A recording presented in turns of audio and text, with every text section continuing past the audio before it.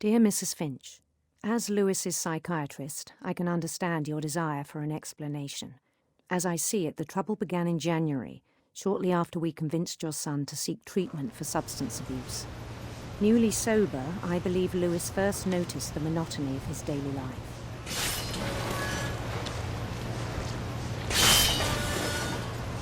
He kept working at the cannery, but he withdrew part of himself. In our sessions, I saw the same behavior. His mind began to wander. I asked him to describe it. He said he started small, imagining a labyrinth. He'd feel his way about. Then something moved. Bats and toads. And things that have not names. He knew it was all in his head. But he took it very seriously. I had hoped he'd find himself.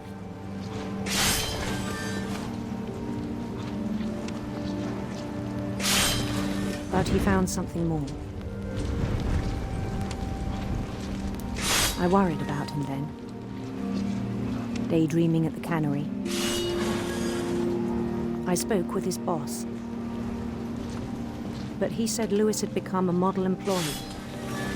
Methodical, tireless, focused. Like a whole new Lewis.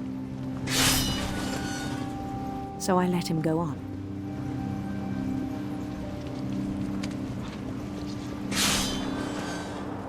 I even encouraged him. It seemed very promising at first. He told me he'd made a new friend.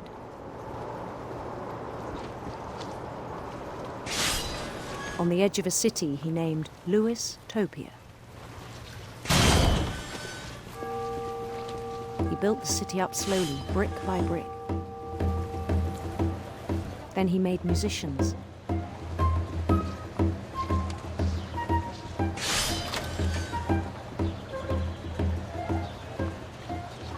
And songs for them to play. He talked about starting a band. And he was always humming something. Every day his imagination grew stronger.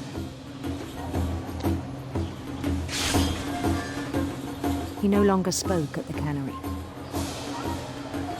But his chopping was as reliable as ever. Then one day it struck him that all the cheering crowds, even the stones under his feet, were all in his imagination, so he could do whatever he wished.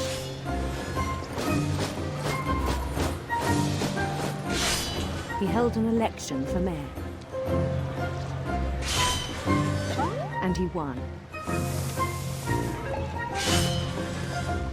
They begged him to stay, but his mind was already wandering. It became a game for him.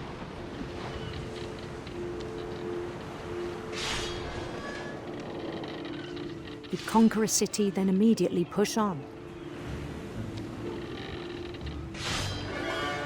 New Louisville. St. Louis. He started drifting away from our reality.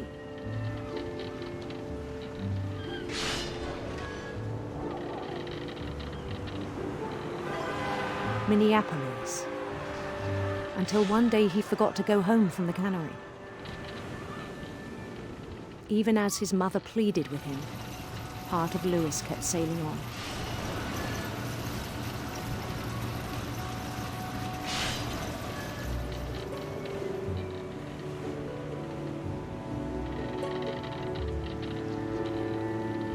In Lewisburg, he heard rumors of a handsome queen.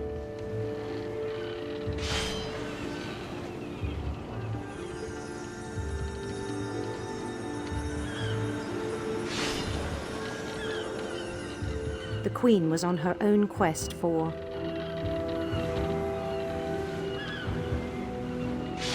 radiant rainbows.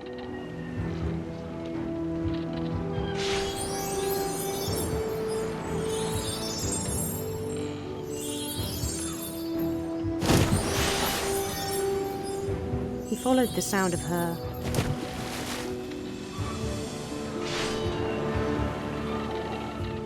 silver harp.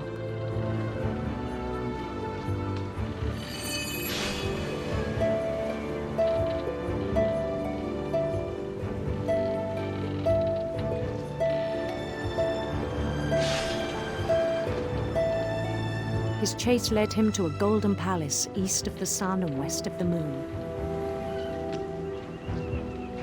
Even then, his logic remained sound. He knew the world was all in his imagination.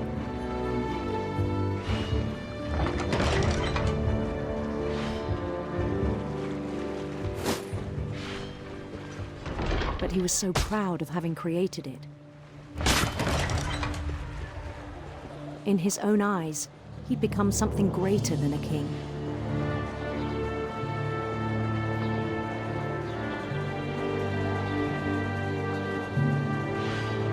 For someone who'd never known success in the real world, I think it was overwhelming.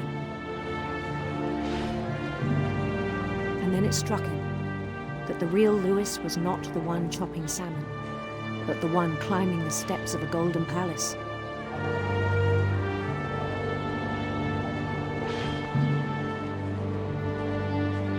My imagination is as real as my body, he told me. It was hard to argue with him.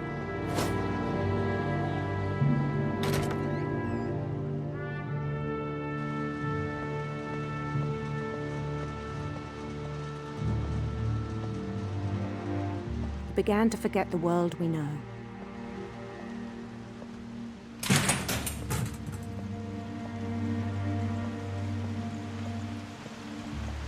I think it pained him to remember Lewis, the cannery worker.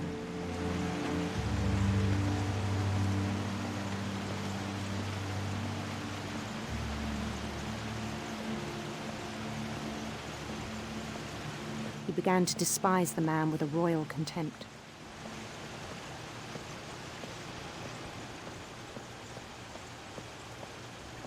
I still thought I could save him.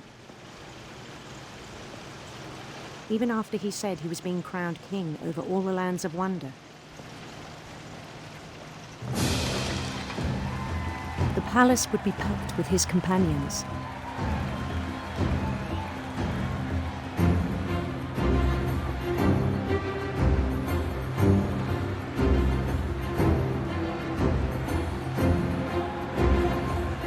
Including the wise Calico who'd insisted on inviting him.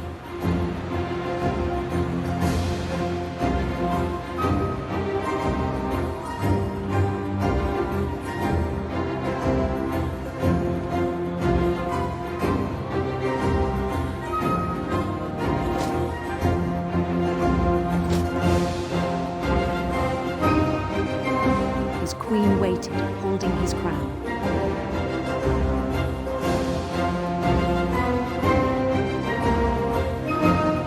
There was only one thing left to do.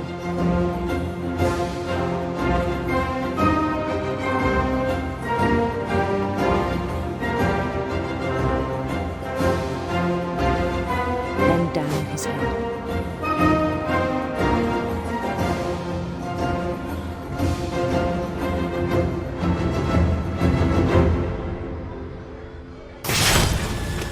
I think you know. Mrs. Finch, your son was a kind man who will be missed by all of us who knew him.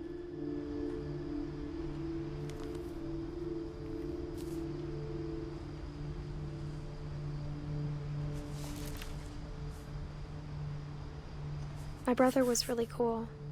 I wish you could have met him.